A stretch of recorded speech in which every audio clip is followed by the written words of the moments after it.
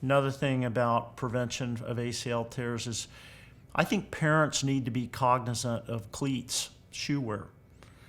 You can have a 12-year-old boy who weighs 120 pounds, and yet he has a size 12 foot, and you put him in one of the modern shoe manufacturers' NFL-style cleats, and that are made for the NFL wide receiver that weighs 215 pounds and runs a 4.40.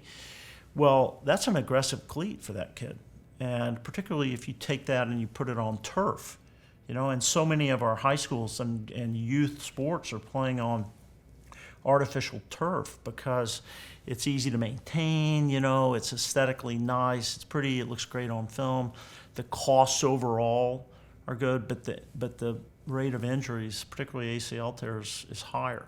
So I think less aggressive cleats, molded stubble type cleats, if you want to wear turf shoes, that absolutely would reduce the risk of injury of ACL tears.